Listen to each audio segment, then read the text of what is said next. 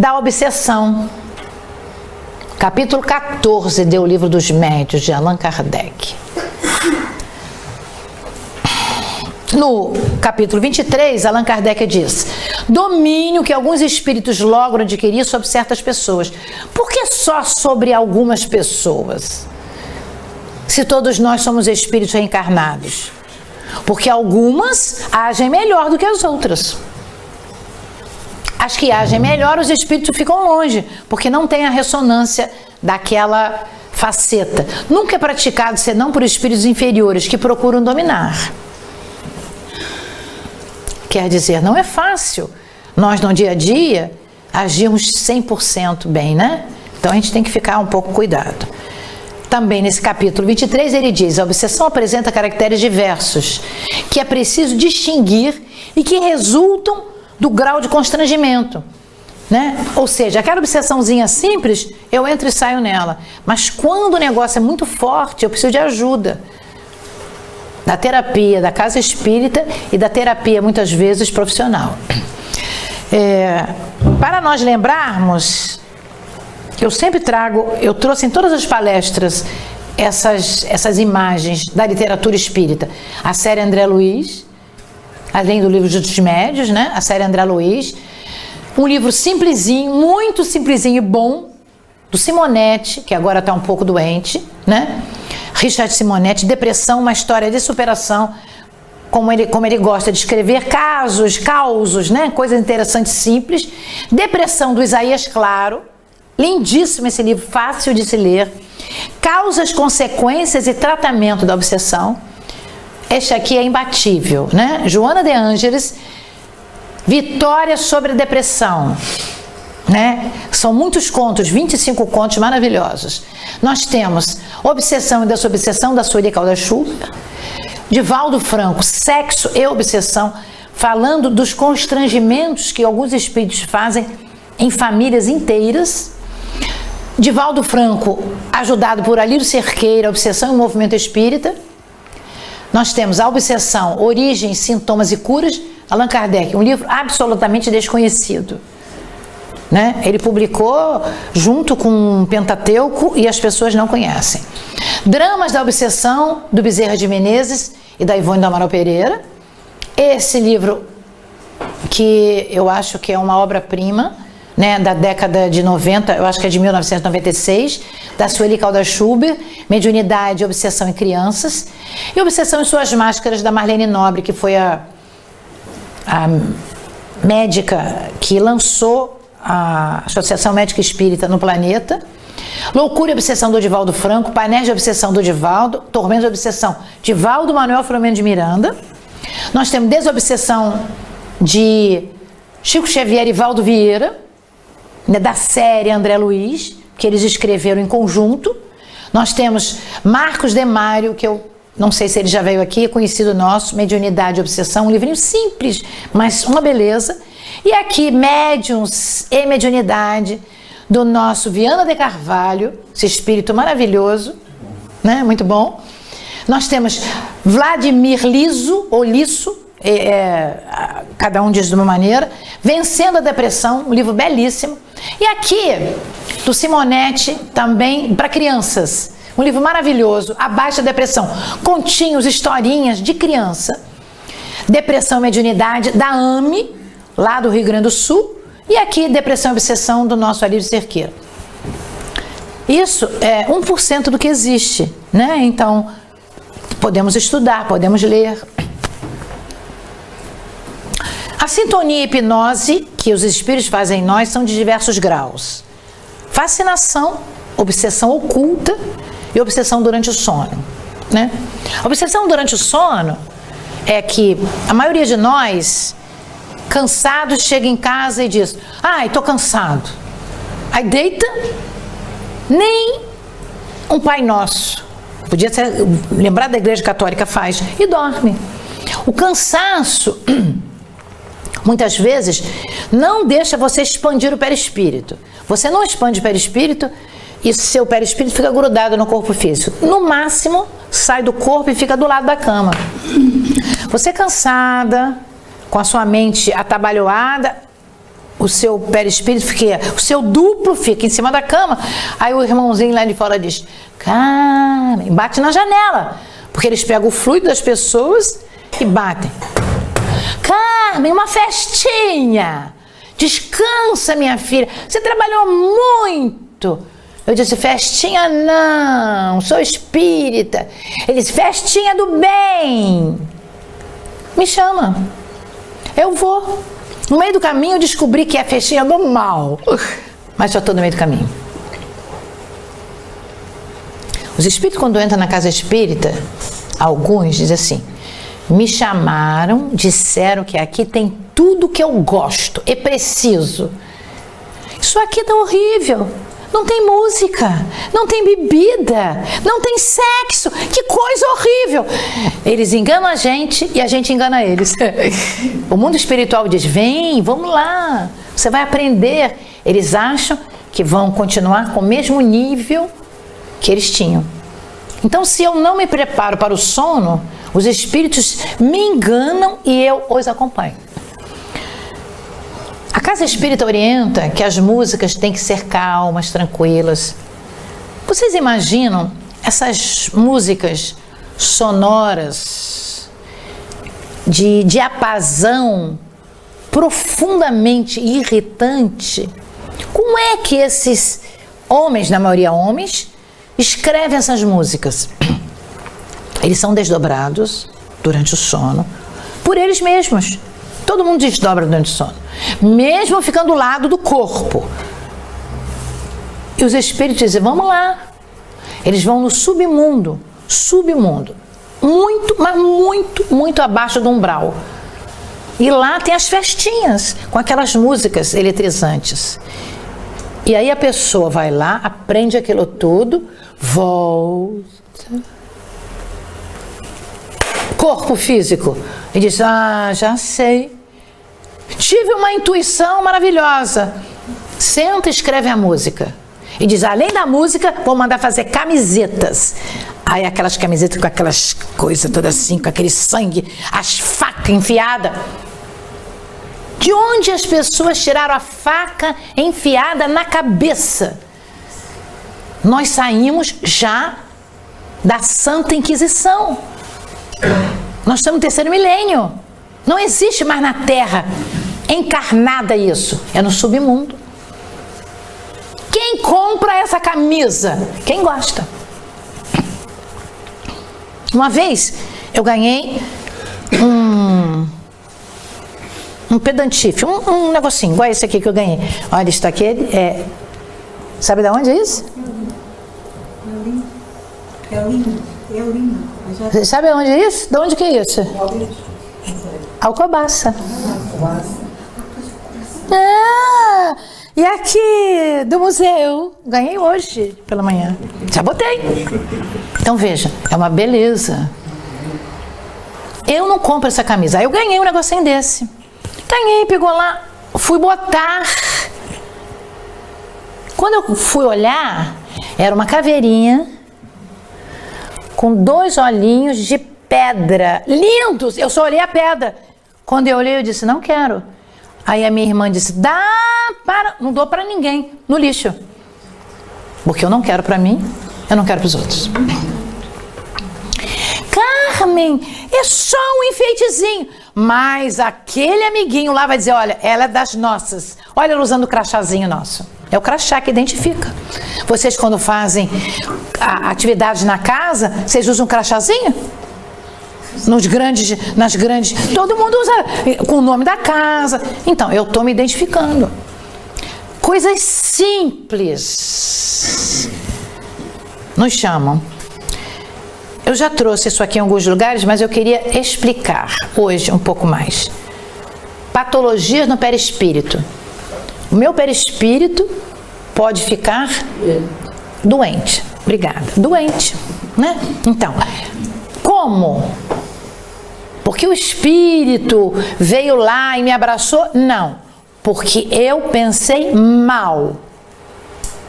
Quem adoece sou eu a mim mesma. O espírito só aumenta, amplifica a minha doença. Isso é triste eu dizer, mas acho que há uns 20 anos atrás, eu fui a um congresso de grandes psicólogos no estado do Brasil. E uma pessoa chegou lá e disse: todos somos doentes. Eu fiquei revoltadíssima. Eu disse: quem é esta mulher que saiu, aí a sua mente é terrível, que saiu não sei de onde, isso é Carmen pensando, e vem aqui dizer que eu sou doente. Bom, mas eu sou uma doente educada, né? Então esperei o intervalo e fui atrás da mulherzinha. Por favor, por que você diz que eu sou doente? Você não me conhece? Aí eu fui assim, o Zé Lucas, de saias. Como que você diz isso? Aí ela me explicou. Porque trazemos na alma, ela não era espírita, era de psicologia só. Era junguiana. Nós trazemos na alma dificuldades, defeitos. Isso é doença. Defeitos significa eu não sou tão boa quanto queria ou que deveria. Então, essa fixação mental vai me dar uma monoideia. Não gosto dele, ele não gosta de mim. Não gosto dele, ele não gosta de mim. E vai fazer com que o meu perispírito mude, perca um pouco desse shape, desse contorno belo que tem. Vai me dar deformações e, no caso de alguns espíritos, eles imprimem no médium a ideia que ele, espírito, é um animal. E a médium, e o médium sente aquilo. E muitas vezes e fala como se fosse um cachorro, um gato. Mia, rosna, né? Esses espíritos que chegam na mesa mediúnica, que eles têm garras. Garras que eles fizeram no perispírito, pelo tempo normal. Então, eu trouxe aqui, nos domínios da mediunidade, o caso do menino no corpo de resgate. Então, era uma criança que nasceu com deficiência física. Ninguém nasce com deficiência física porque foi um primor. A deficiência física implica no resgate moral. Então ele vem porque no mundo espiritual ele concordou em que para que ele fosse um espírito melhor, ele teria que ser restringido, porque a falta faria com que ele pudesse desejar um nível melhor. O menino tinha 8 anos, paralítico de nascença, não falava, não andava e via muito mal. Quer dizer, com muita deficiência. Quase nada ouvia da esfera humana. Quer dizer, ele ficava, como depois o André Luiz diz, como se fosse uma posta de carne. Ué. Doente físico, porém em processo de reequilíbrio espiritual. Que ele nasceu para se reequilibrar. O que os espíritos faziam? Aqueles que ele, menino de 8 anos, na outra encarnação, teria prejudicado muito. Matado a família, ser viciado mulheres. O que eles faziam? Os obsessores, não vistos por pessoas da casa, emitiam através das mãos estrias negras de substância semelhante ao piche, esse asfalto, que atingiu o encéfalo do menino, dentro do cérebro, lembra aqueles neurônios? Acentuando-lhe as impressões de pavor. Então o menino estava depois, ele não falava, gritava, porque fazia assim, dava um medo nele. O produto do quimismo do vingador atinge a vítima, provocando-lhe distúrbios imensos. Como resolver o caso? A família. A família. Como ela falou, a família não é espírita, mas tem religião. Carmen, a religião católica não tem reunião mediúnica, mas tem catecismo, Eles fazem culto no lar, fazem as orações. Eu falei uma coisa ontem que eu queria repetir hoje. Queria fazer uma pergunta antes. Quem aqui encarnado, porque tem uns desencarnados aqui dizendo para eu falar isso, que nasceu espírita? Quem aqui encarnado nasceu católico? Levanta a mão. Vamos lá, por favor. A senhora é católica? Nasceu católica? Nasceu o quê? Não, a senhora nasceu. O seu lar era católico ou era espírita? Sim, era católico. Ah, então vamos lá, vamos levantar a mão. Então, eu não posso agora achar... Obrigada. Eu não posso agora achar que o santinho da igreja é um obsessor. O santinho da igreja, que teve a canonização, merecido ou não, é um santinho da igreja. Se ele mereceu, é um espírito protetor. Se não mereceu, pode ser até um obsessor. Mas eu não posso dizer que todos que estão como santos da Igreja Católica não valem nada. Senão eu pego o Evangelho segundo o Espiritismo e rasgo. Porque está cheio de mensagens de ex-católicos. Eu tenho que entender isso para dizer: fui católica, sou espírita. Qual é a diferença? O que o Espiritismo me deu, a certeza que eu sou imortal, que o Deus é bom, que eu me comunico, que eu não tenho pecado original, que o problema é meu, que tem as moradas na casa do Pai, faz toda a diferença.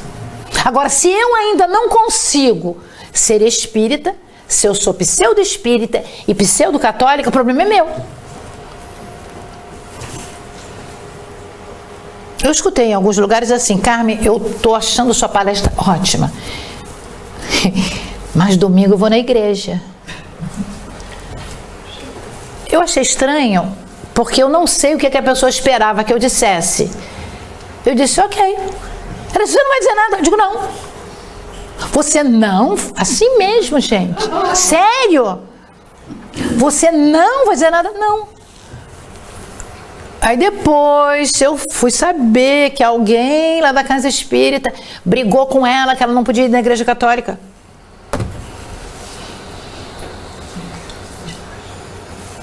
É difícil você aprender e só fazer uma coisa. Enquanto você não puder, faz 10 coisas, mas você tem que ser boa. Você tem que ser bom. Não adianta você ter todos os preceitos, todas as questões do Livro dos Espíritos decorado. Se você trata mal os seus semelhantes, se você não cumprimenta ninguém na rua, se alguém cai na rua e você não levanta, que seja católica. Então, essa dificuldade da pessoa perguntar: ah, mas a doutrina espírita resolve... Não, a doutrina espírita não resolve nada. Ela não resolve nada. Ela te dá ferramentas para você resolver. Então, se você é católico, você tem a igreja católica. Ah, mas não tem reunião mediúnica. Vai arranjar outras metodologias. Se você for espírita, você tem outras coisas. Mas às vezes a pessoa não consegue ser espírita.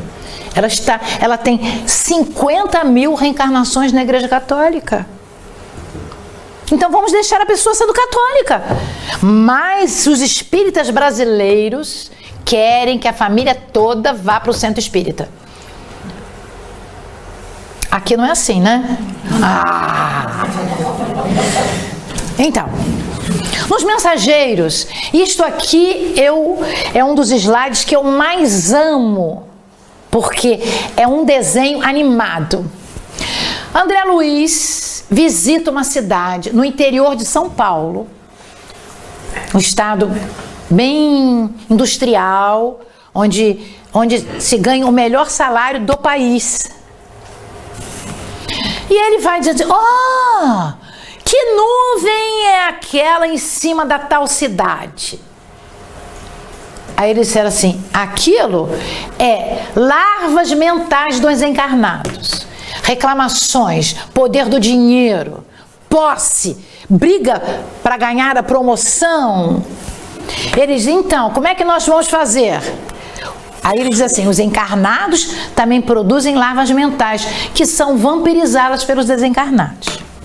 Então, quando eu reclamo muito, aquele encarnadinho que está do meu lado, ele pega esse fluido mental meu e fica mais gordo. Quer dizer, eu alimento a mente do desencarnado. Vocês entendem isso? Então, se eu quero ajudar os desencarnados da Terra, eu tenho que ser melhor. E aí, o que eles fizeram? Eles foram lá, sanearam o local. Olha que beleza! A infecção fluídica é de uma via de mão dupla. O desencarnado influencia no encarnado e o encarnado influencia no desencarnado. Então, qualquer religião faz a mesma coisa. Se você é da Igreja Católica, é um bom católico, mesmo que reze 50 mil Ave Maria sem saber o motivo, mas você naquela hora está fazendo aquilo. Acabou. Um dia você vai ser... Um dia nós não vamos ter religião nenhuma.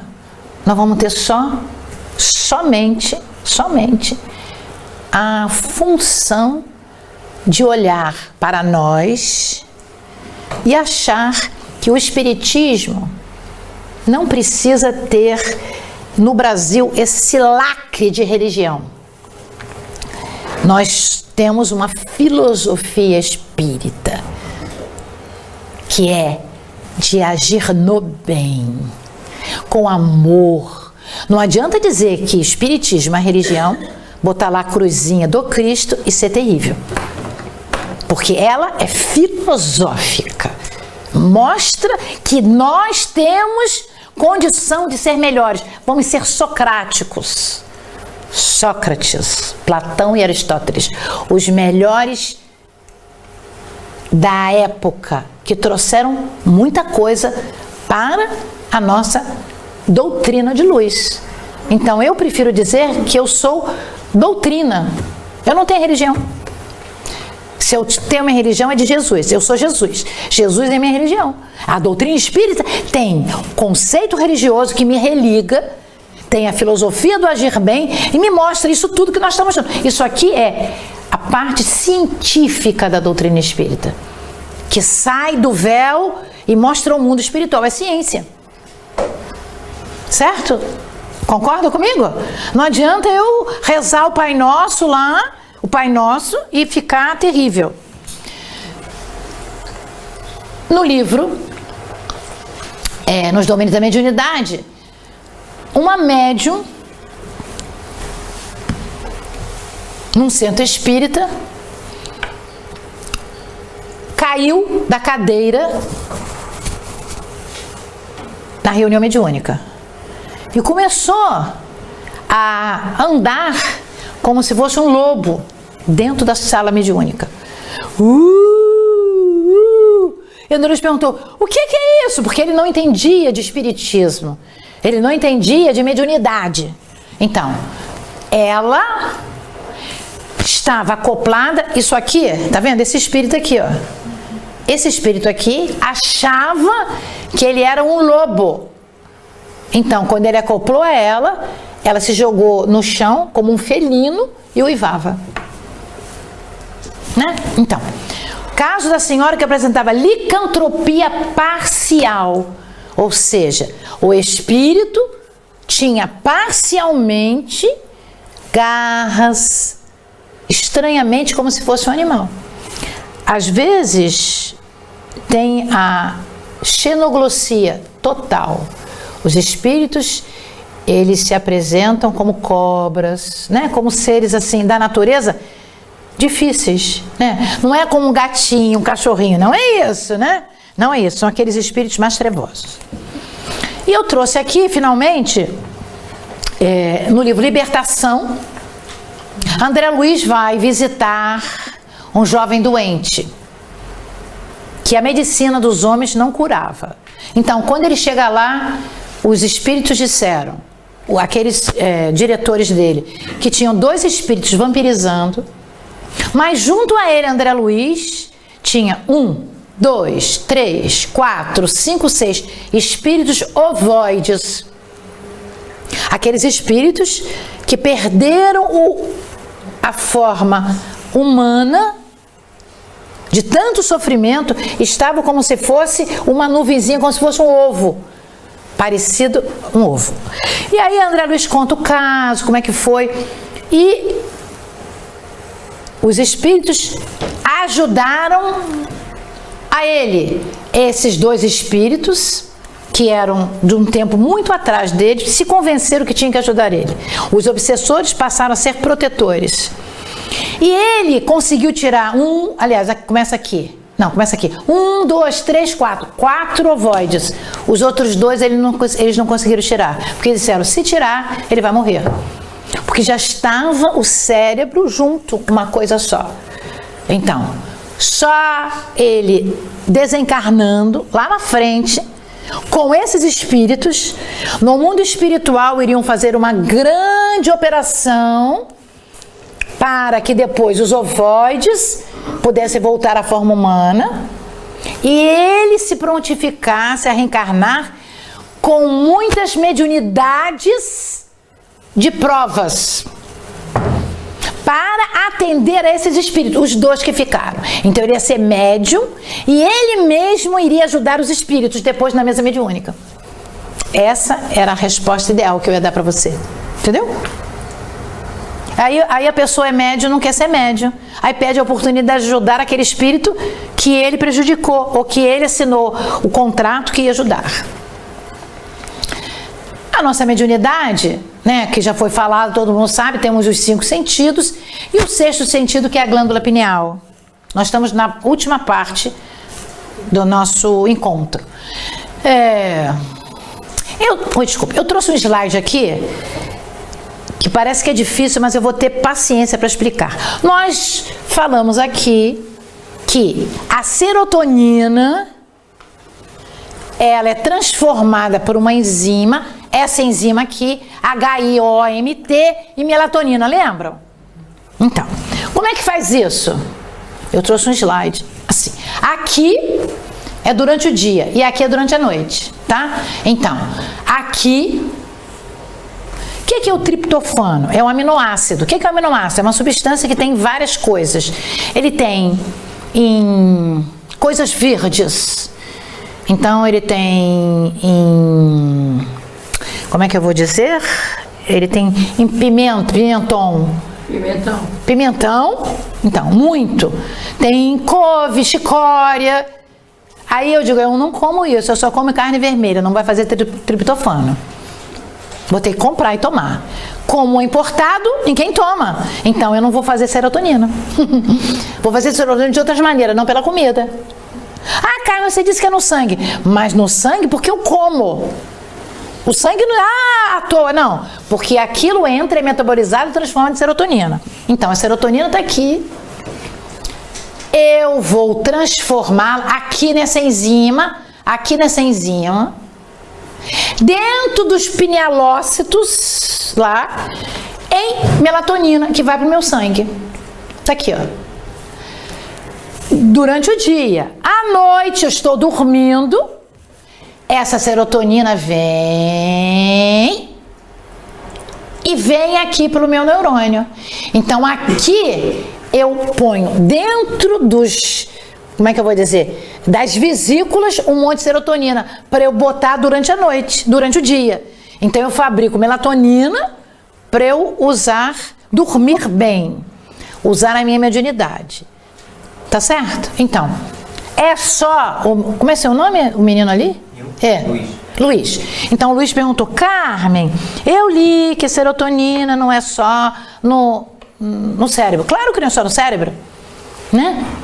Mas era um negócio que eu ia falar hoje, então eu vou falar hoje. Então, a serotonina, ela foi encontrada no sangue muito tempo atrás, mas só em 1948 que ela foi sintetizada e pesquisada. Então ela é recente, né? Ela tem 70 anos. É pouco para uma coisa tão importante dessa. cristalizada e nomeada. Mais tarde se descobriu que ela tem toda a natureza além do sangue. Aí eu trouxe aqui. Foi encontrada em picadas de vespa. Quando a vespa pica, você fabrica serotonina no lugar. Não sabe o mecanismo, mas sabe que fabrica. No veneno de escorpião e numa variedade de alimentos. Não só esses que eu falei. Abacaxi, banana, ameixa, nozes, peru, presunto, leite e queijo. Não como nada disso, só como sanduba do McDonald's. Fica complicado, não tem nada disso. Não tem nada disso. Então, a comida primeiro. Não, Carmen, eu não vou comer porque eu estou regime, estou fazendo dieta do Mediterrâneo. Tiro isso, tiro aquilo, fica um negocinho assim. Tem uma palestra de Divaldo que eu amo. De vez em quando eu apresento na Casa Espírita. Ele diz assim: médium bom, passista, é aquela mulher gordinha, cheia de fluido. Eu não gosto de me sentar naquela mulher Gisele Bündchen, não tem um fluido para mim. É verdade. Não ri não, é verdade. Então, as portuguesas são boas médiums, tudo fortinho. Então, vejam só. Se eu suprimo elementos que vão formar neurotransmissores, hormônios, eu vou adoecer. Aí eu vou dizer, a mediunidade me fez doente. Não, a falta de comida. A falta de comida. Não sei se tem aqui, mas eu vou falar uma gracinha. As nutricionistas, ou os nutricionistas, entendem do corpo, não entendem do espírito. Então, vamos ter cuidado quando fizermos uma dieta. Às vezes você precisa fazer dieta porque você tem uma doença. Mas não vamos suprimir coisas absolutamente necessárias para o nosso metabolismo. Quando eu comecei a dar aula pela segunda vez, depois que me aposentar da Universidade Federal, numa universidade particular, eu fui dar aula para o curso de nutrição. E quando eu falava certas coisas, as minhas colegas ficaram assim, desesperadas, porque eu dizia tudo que elas disseram. Eu disse, gente, vocês não podem tirar carboidrato que dá energia? A pessoa vai ter energia da onde? Aí eu brincava, vai fazer que nem as pessoas que ficam lá no sol. O sol não dá essa energia, não. É um outro tipo de energia. Então, a comida é fundamental para a gente. No Brasil, ainda dizia hoje, e disse para muitas casas que eu fiquei, no Brasil, quando a pessoa põe uma mesa assim bem farta, aí diz assim, moda portuguesa. Porque para nós brasileiros, vocês comem muito bem. Demais. Com fartura e várias coisas diferentes. Entendeu? Como eu sou de descendência portuguesa ancestral, mas é uma ancestral familiar, eu sei que eu sou uma reencarnação de alguém da minha família, tenho absoluta certeza. E neste tempo aqui, eu confirmei isso, né? Eu como muitos legumes, muita coisa. Eu não como um legume, eu como 3, 4 todos os dias. Eu vario muito, mas eu sou do legume e verdura. Eu sou professora de bioquímica, eu não posso agir de maneira diferente. Porque eu sei que aquilo vai fazer tudo o que eu preciso. Agora, eu não posso comer um prato assim de nada, porque vai me fazer mal. Nem que saiba de alface. Né? Você gostou, né, da comidinha, né? Eu vi que ela fez, quando eu falei a comidinha, ela gostou. Então, além disso, a serotonina tem sido encontrada no intestino, nas plaquetas e no cérebro. Para nós, interessa do cérebro, porque o resto é para fazer os hormônios. O cérebro é que é da mediunidade, tá certo, Luiz? Então, a falta de serotonina no organismo pode resultar em carência de emoção racional. Eu fico mal-humorada. Quem aqui, não vou perguntar porque é maldade, vou ser boazinha. Quando alguém faz um regiminho, nem que saiba aquele regiminho do médico, o humor fica muito baixo, meus amigos. Eu vou falar de outra maneira. É um mau humor. Porque não, é verdade. Porque aquele docinho, né? Aquele peixinho assim, no alho e óleo, não posso comer. Aí eu digo, como eu não posso comer? Aí Pavlov foi um grande estudioso que buscou esses reflexos condicionados dos cães. Então, quando ele adestrou o cão, e o cão, ele tocava uma sinetinha e mostrava a carne e o cão babava. Aí, numa determinada hora, ele tirou a carne, só botava a sinetinha e o cão babava. Então, ele mostrou que eram os reflexos condicionados. É mais ou menos assim, um resumo do resumo do resumo. Nós somos assim. Fazemos um regiminho, passamos na rua, feijão, peixinho. Aí a pessoa diz, não, peixinho não, crustáceo, né? Aí a gente quer, o olfato, né, leva o cérebro, e aí, olha, eu estou com a boca cheia d'água, né? E eu não estou com fome, nada, mas só de falar em comida, não é? Ela gostou. Ela continua gostando. Então, sentimento de irritabilidade e menos-valia, crise de choro, alterações no sono e uma série de outros problemas emocionais. Não façam regime.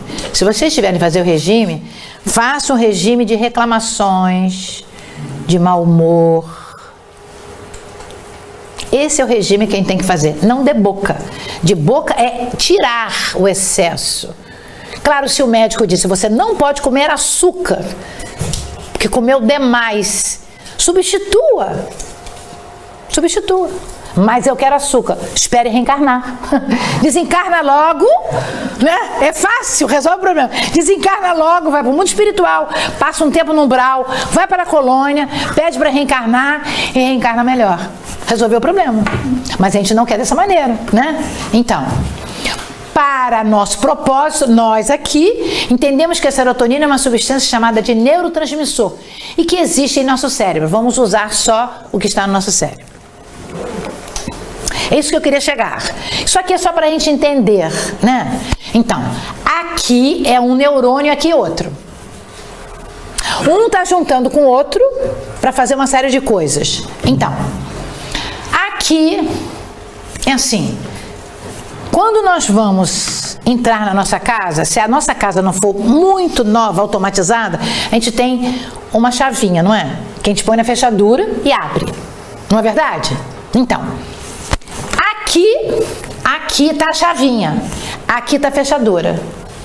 Tá certo? Então, aqui, os neuroreceptores, o nome está dizendo neuro, de neurônio, receptor de receber, que vão receber os neurônios, as substâncias dos neurônios. Então, aqui eu tenho os neuroreceptores. E aqui, essas bolinhas, eu tenho os neurotransmissores.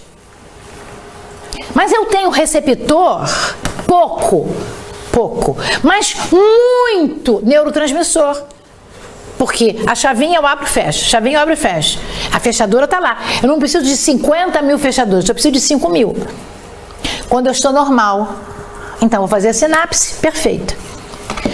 Quando eu tenho muitos neurotransmissores e pouco neuroreceptor, não dá certo. Então, quando eu tenho pouca serotonina, eu tenho o receptor dela, mas eu tenho pouco.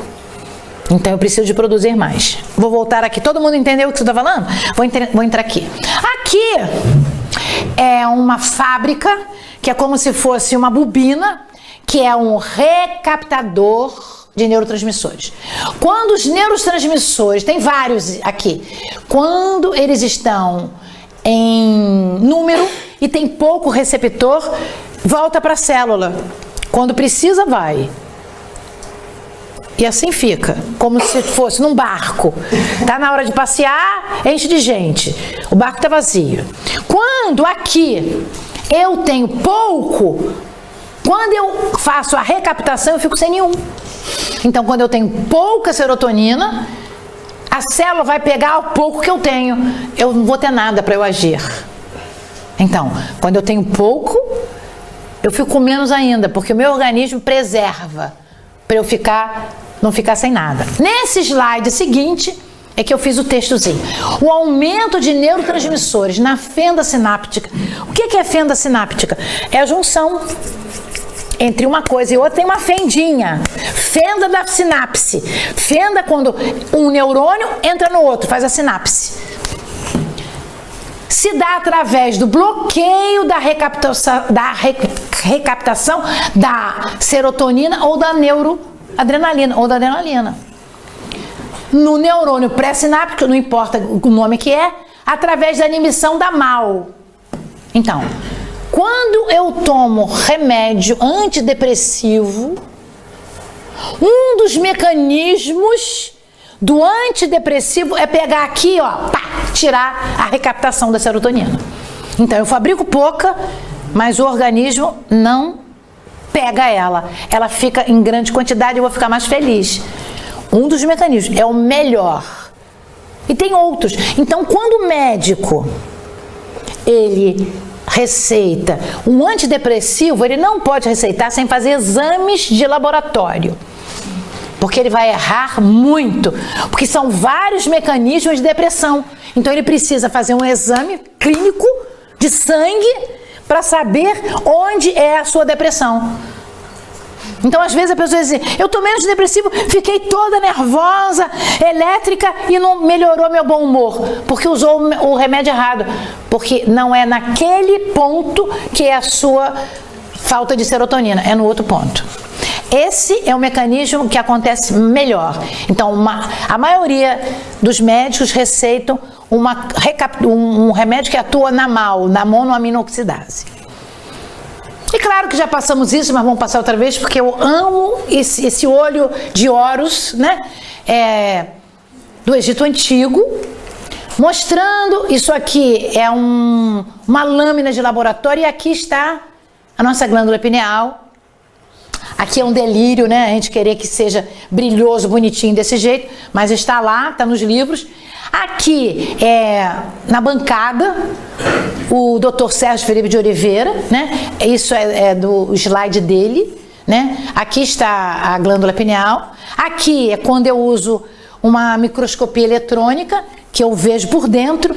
E aqui são os cristais de apatita, também numa microscopia eletrônica. Então, a nossa mediunidade parece que está ligada ao número de cristais. Tenho poucos cristais, tenho pouca mediunidade. O que quer dizer pouca? Eu só desdobro, dou um passe, não recebo espírito nenhum, mas eu sou médium, porque eu tenho os cristalzinhos. Ah, eu recebo todos os espíritos, eu tenho muitos cristais. Então, tem aquela mediunidade bem simplesinha e tem aquela que não é grande não, ela é forte, não vamos dizer grande, ela é forte. Então eu fiz uns slides assim, aqui é a ligação nossa, é só para relembrar, porque eu sei que hoje tem pessoas que não viram na sexta-feira nem nos outros lugares. A glândula pineal converte ondas eletromagnéticas em estímulo. Aqui está o espírito que pensa, ele pensa como? Em ondas eletromagnéticas, que é o seu pensamento. O médium está aqui, pega a sua glândula pineal, transforma isso em estímulo neuroquímico, passa pelo cérebro todo e vai no corpo. Aí ela chora, ri, de acordo com o sentimento do espírito. Uma outra maneira é eu entender, aqui é que a gente pode explicar a mediunidade um pouco melhor, que esses estímulos neuroquímicos, eles podem ser interpretados pelo corpo físico de duas maneiras. Eles podem, aqui dentro, uma zona chamado hipotálamo, e aqui pelo córtex, né? Pela parte frontal da nossa cortiça. Então eu fiz um outro slide. Ou aqui, coloridinho, ou aqui. Quando é no hipotálamo, o efeito é clínico. Eu me sinto mal. Quando é no córtex, é mediúnico. Então, todos nós que temos uma mediunidade, psicografia ou psicofonia, é aqui, nessa parte do córtex. Então, o que é que eu quero dizer com isso? Nós somos os seres mais adiantados, encarnados, de carne. Tem os espíritos, né? Que são o mundo divino, que é mais adiantado que nós. Os animais não têm o pré-frontal, não têm o frontal. Então, se eles não têm isto aqui, não podem ser médiums. A explicação é física, não é nem espiritual. Eles não têm os lobos frontais, então eles não vão sentir os espíritos. O que eles podem é ver um vulto e sentir medo. Latir, o cavalo fica em pé, o cachorro rosna, porque aquilo é grande, tem um cheiro terrível, os espíritos obsessores, e os animais têm uma sensibilidade auditiva maior. Então aquilo enjoa, e é como se aquilo fosse um bicho, né? E eles vão em cima. Efeitos do sexto sentido no hipotálamo, o físico, aqui ó, vou voltar, aqui, físico, sem mediunidade, ok? Sem mediunidade. Quais são os efeitos? Distúrbios alimentares, sexualidade irregular, sono alterado, fobia, medo, pânico. Aqui a síndrome do pânico está ligada justamente aqui. Depressão e ansiedade, aqui. Hormônios, distúrbios hormonais. No sistema nervoso autônomo, respiração ofegante, circulação. Ah, eu tenho pressão arterial alta. Aqui. Digestão, temperatura. Existem pessoas que você põe a mão nelas, elas estão assim, a mão parece que está a 5 graus, gelada. Quer dizer, tem um processo de distúrbio metabólico. E agora, se for no córtex, psicografia, psicofonia, transmediúnica e possessão. Então, eu tenho que saber onde que meu organismo decodifica. Se decodificar aqui, não adianta que eu sou médium. Não decodifica aqui, no resto do corpo. Então eu não sou médium, eu vou ter distúrbios normais. Então não adianta eu querer ser médium se eu não tenho essa parte do corpo desligada, um pouquinho afastada do perispírito. O desenvolvimento do cérebro na sua totalidade, aqui um cérebro, voltei lá, sem estresse, né? Aqui um cérebro que, com estresse, aqui um cérebro sem estresse. Esse cérebro com estresse, aqui é como se ele estivesse desligado, offline. Os seus lobos frontais não funcionam. Então ele esquece tudo, perde, fica irritado. Quando eu estou ligada, que nem um computador igual a esse, a luzinha está acesa, eu estou online. Olha, não é uma beleza hoje a gente falar online e offline, né? Então, quando vocês estiverem bem, vocês dizem, aprendi com a Carmen Silveira que hoje estou online. Sou uma médium excelente, né? Então, esse online significa, eu estou ótima. Essa é uma atividade normal nossa e essa aqui, quando nós entramos em atividade de meditação, oramos, ficamos quietinha pensando. Então eu fiquei aqui sem vontade. Eu adoro doce, mas sem nenhuma vontade. 5 ou 6 pessoas vieram me oferecer doce. Eu não quis, mas eu fiquei aqui em concentração. Não precisei sair daqui. Eu fui em algumas casas espíritas e me perguntaram assim. Felizmente esse jovem não fez isso. O jovem que eu estou me referindo é José Lucas. Carmen, você quer entrar na sala mediúnica para meditar?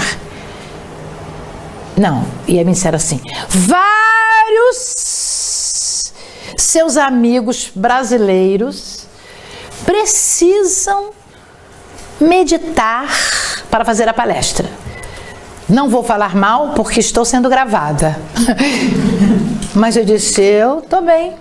Tem certeza mesmo? Alô? Não pode ser assim. Estou bem.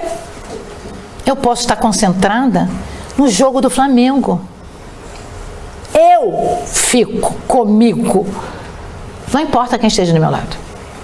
Agora, se para eu vir fazer uma palestrinha de 1 hora, 40 minutos, eu tiver que entrar na sala mediúnica para meditar, fico no Brasil, não preciso vir para Portugal. É complicado o que eu estou dizendo, mas é verdade, meus amigos. Imagina Divaldo Franco fazendo...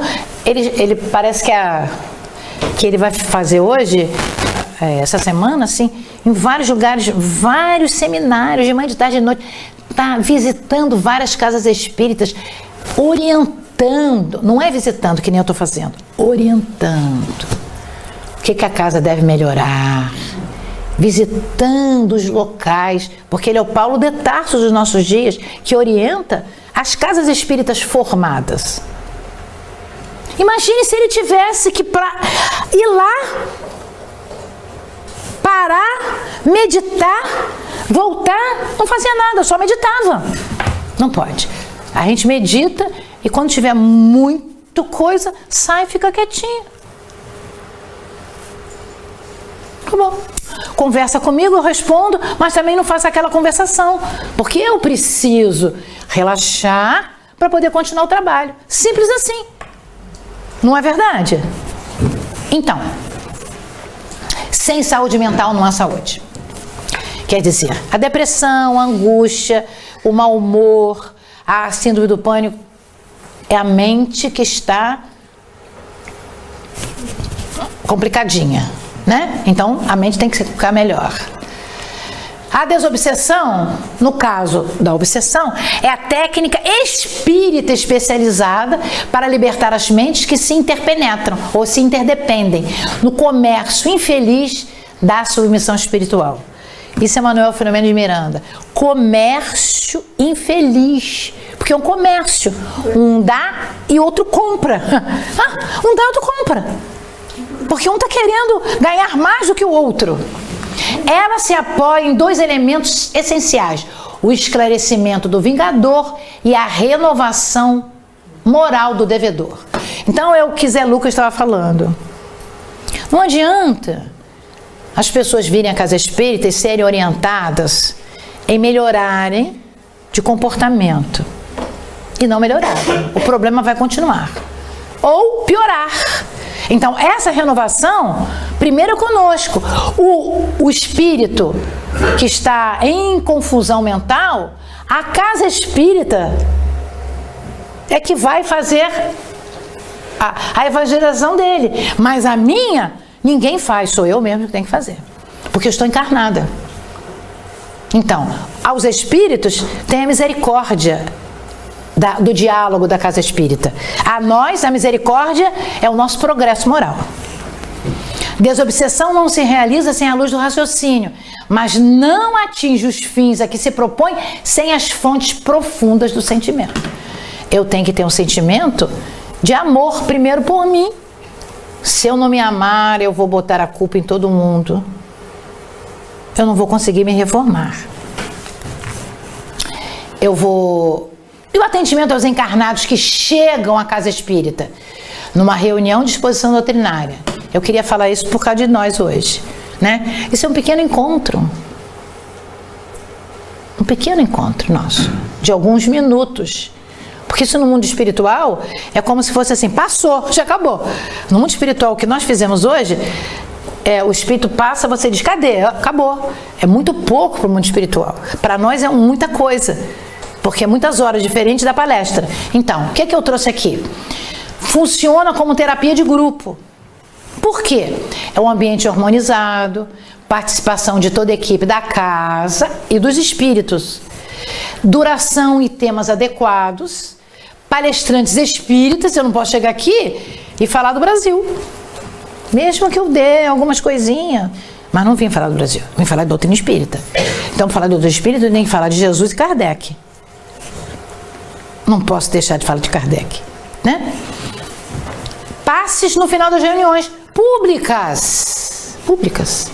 Então, quando não tem passe, é porque tem um passe espiritual. Lá na nossa casa, lá no Brasil, também é assim. Vem alguém de fora, a gente diz, hoje é o passe espiritual, porque a pessoa gasta um pouco mais de tempo, porque a gente quer ouvir a pessoa. Não precisa ser de outro país, não. De outro estado, ou uma pessoa desconhecida, de outro centro, de outra casa espírita.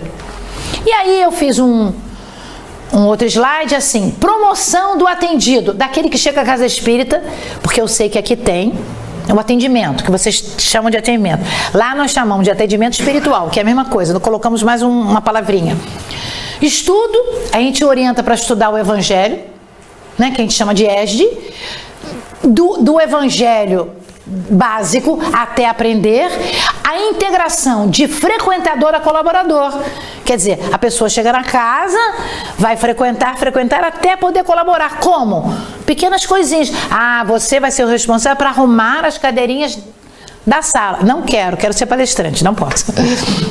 Né? Então, a pessoa chega na casa espírita querendo ser médium. Ela não chega com humildade. Né? Ela chega querendo assim, o pódio. Ninguém tem pódio, gente. Só Jesus de Nazaré. Né? Na terapia desobsessiva, o contributo do enfermo é de vital importância.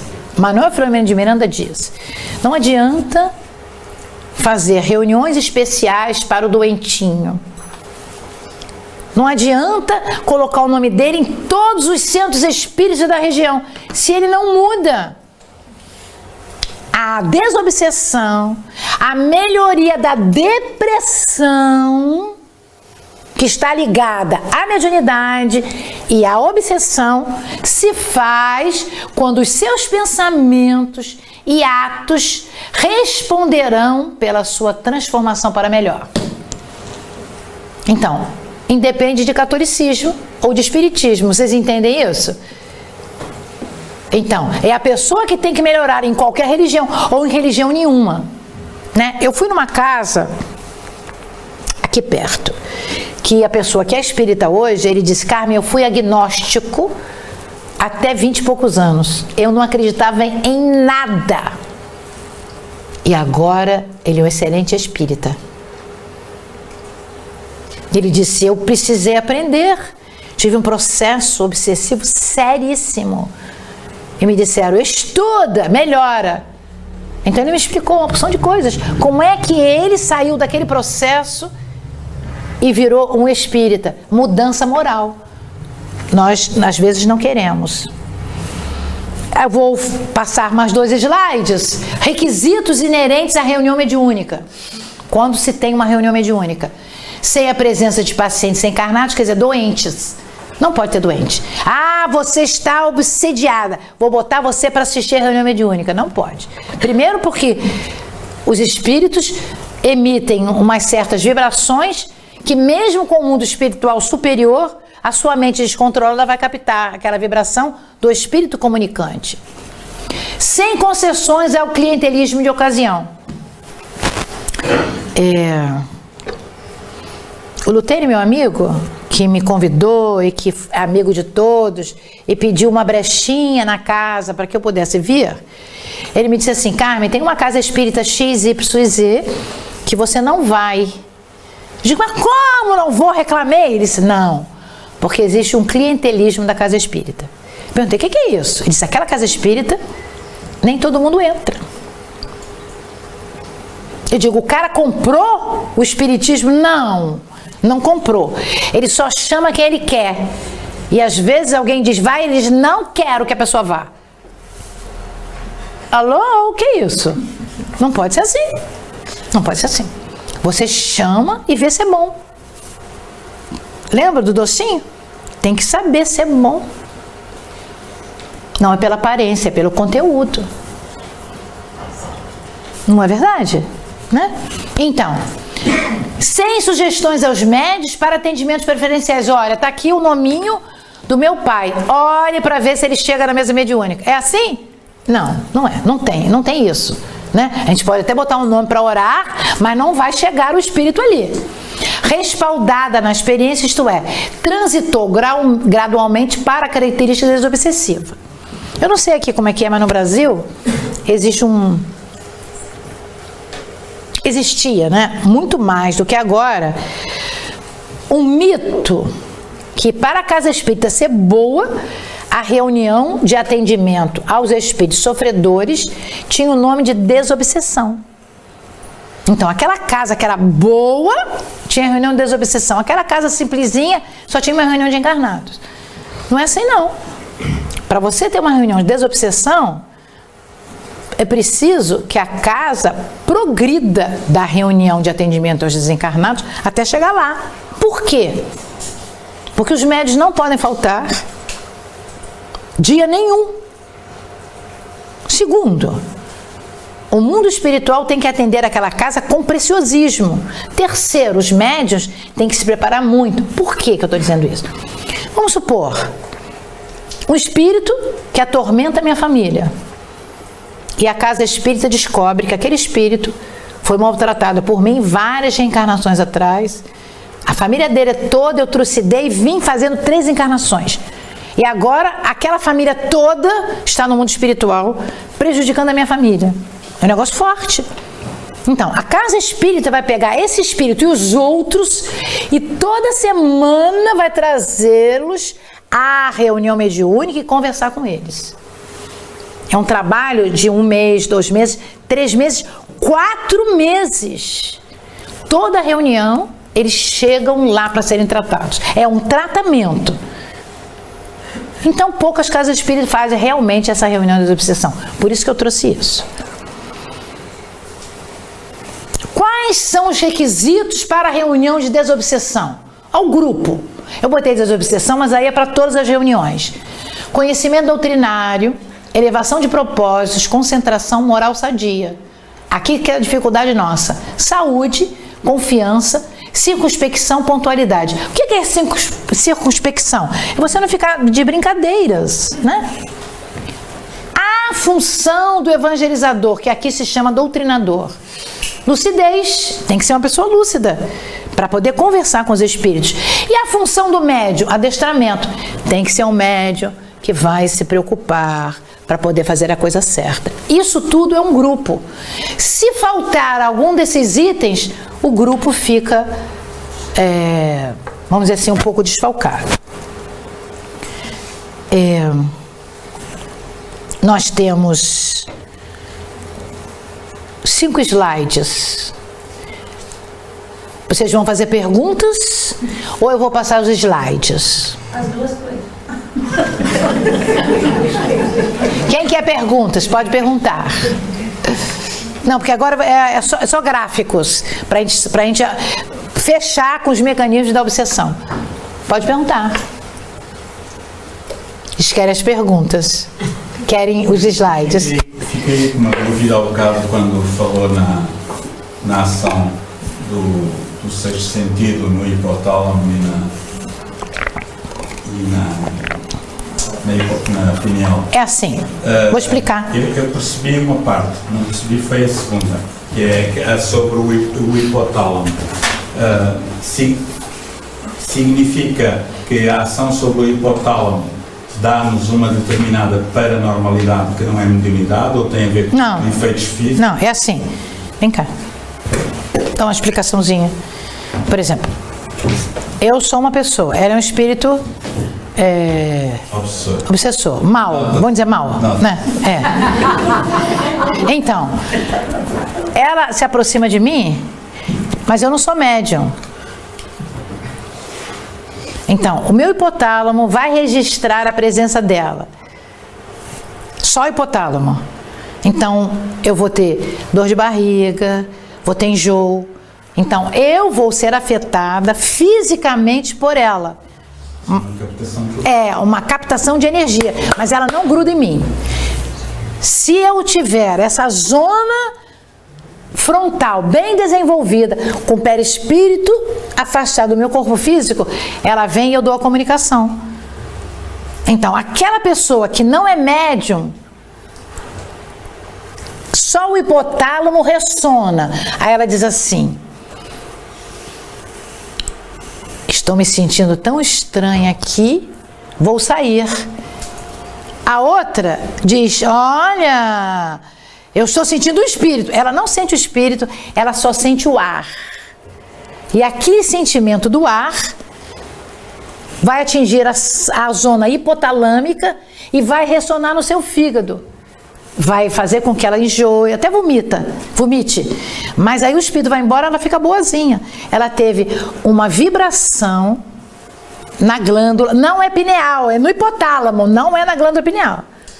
Então, ela vai se sentir mal, às vezes fica até gripada com alergia, passou, porque ela foi num lugar que tinha aquela vibração. O médium, que tem essa zona aqui, que capta, chega em casa quase morto, não dorme e carrega o espírito para reunião de desobsessão. Então, são 2 mecanismos da presença dos espíritos. Você só sente no físico e ele não acopla em você. Você só ressona naqueles fluidos e o outro dá a comunicação. Isso eu acho, juntando as duas coisas, que tem a ver com que eu tenho poucos cristais de apatita, muito poucos. Então eu vou receber só aquelas vibrações e vou me sentir mal. Eu tenho muitos cristais de apatita, vou ressonar aqui, porque os muitos cristais vão emitir. E os médiuns de efeitos físicos? Não, é outra coisa, aí não tem nada a ver com o cérebro, é com o mecanismo do seu metabolismo que é diferente. Entende isso que eu estou falando? Então, por isso que assim, são vários graus de mediunidade. Acontece o seguinte, muitas coisas a gente não conhece. Mas só de efeitos, só esse físico também é um grau de mediunidade. Sim, mas é aquela mediunidade aparente, aquela coisa muito simplesinha. Vejam só, nós estamos explicando coisas que nem tem nas obras de André Luiz. Tem assim, disfarçado. Eles, a glândula pineal fez isso, então a gente juntou tudo e fez um mecanismo. A gente não sabe direito as coisas que acontecem. Então, isso são estudos que acontecem que diz, olha, se for uma coisa levinha, você vai se sentir mal e vai ter o efeito no corpo físico. Não é a glândula pineal, é só no hipotálamo. Lembra que o hipotálamo tem a ver com a serotonina, com o seu bom humor? Você fica mal-humorado, acabou dali, acabou. É como se você tivesse comido uma comida estragada. Acabou, vai ficar meio doentinho. E sem o espírito vai embora, ele não acoplou para você. Você se sente mal. Muitas pessoas são assim, elas não têm mediunidade. Elas captam só os fluidos. Porque é espírito, gente. Se tem mediunidade, também isso acontece. Sim, aí além disso, o espírito acompanha. Obsessão. Vou pular esse slide, porque não importa. Aqui. Então, aqui é um espírito. E ele é um agente emissor e precisa de alguém receptor. Ele é o espírito, aqui é o médium. Tem que ter pré-requisitos. Força de ódio e vingança. Um com o outro. Ressona. Aí eu fiz um outro slide. Mecanismos. Pensamento com sentimentos vão gerar formas de energia eletromagnéticas semelhantes que vão gerar níveis conscientes quanto inconscientes. Quer dizer, o ódio, às vezes eu nem sei que eu tenho ódio, eu só tenho um pouquinho de raiva, mas aquela raiva é tão grande que a gente chama de ódio. Vai dar uma intenção que é como se fosse um gatilho que aciona a transmissão das energias para o alvo. O espírito, ele fica até ele conseguir. Aí eu fiz uns desenhozinhos. Aqui é a pessoa boa, maravilhosa, e aqui é o espírito com essas cruzezinhas que são as sensações de ódio, pavor. Então, a bola de metal está eletrizada, porque é o espírito que está mandando a vibração, e aqui a bola de metal neutra.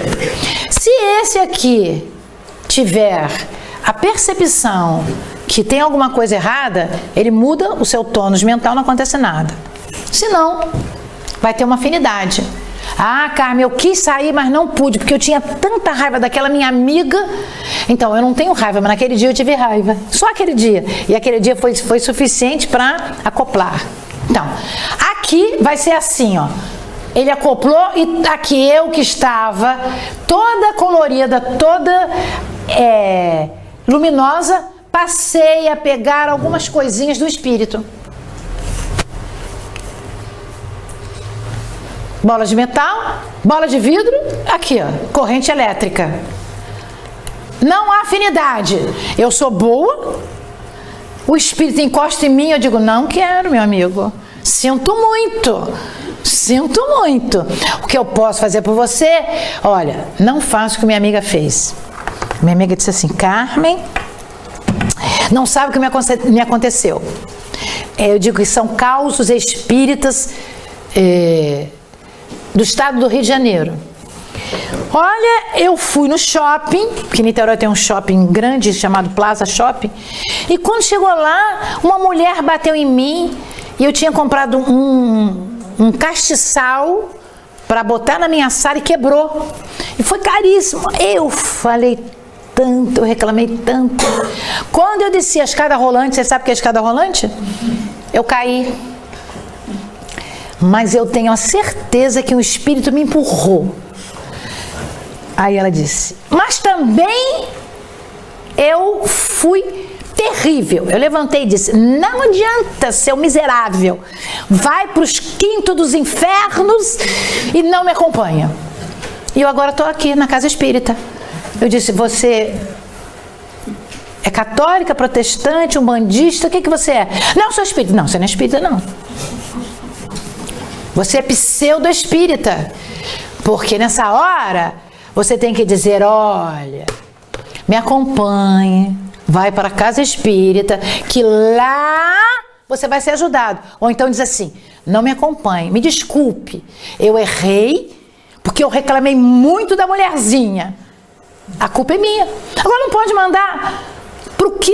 Isso é coisa de português, né? Quintos dos Infernos não é do Brasil. Não é.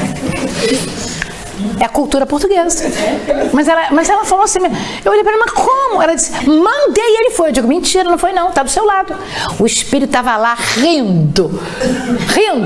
A dizer assim, imagina, ela pensou que eu fui. E foi, e ela passou mal.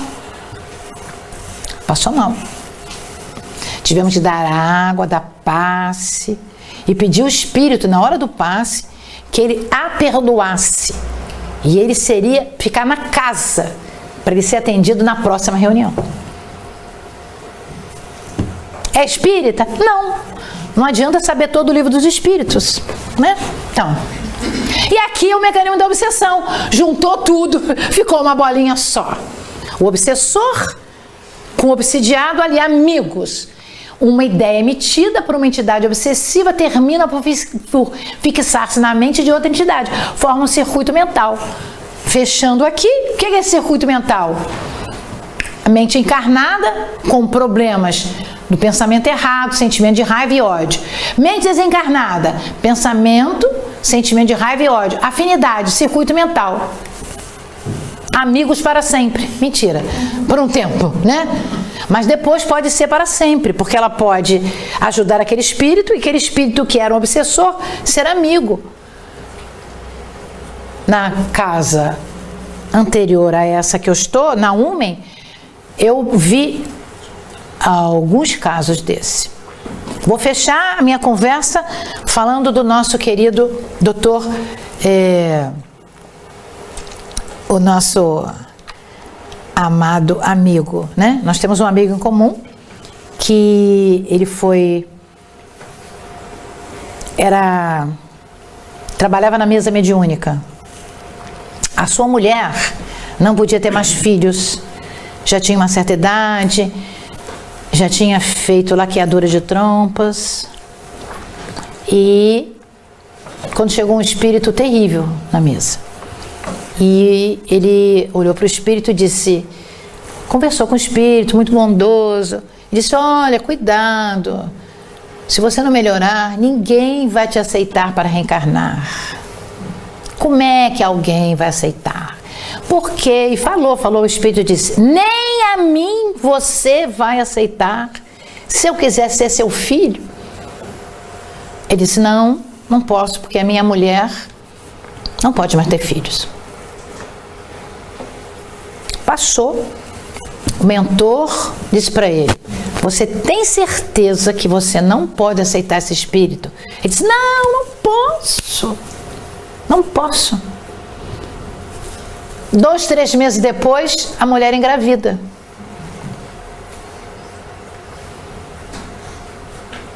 E o espírito, que era obsessor, virou filho dele, o melhor amigo. Quem é esse espírito? Quem é esse espírito? O nosso amigo.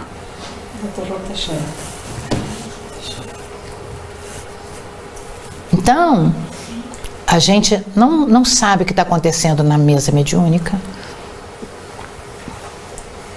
A gente não sabe quem é. Tem que ter amor, tem que ter equilíbrio, tem que ter paz. Depois os espíritos explicaram a ele. Tinha uma coisinha assim que o médico não tinha costurado, porque naquela época era costura. Costurava e dava um nó na trompa. Então, tinha um buraquinho. Aquele buraquinho é que deixou entrar os espermatozoides e aí o espírito nasceu.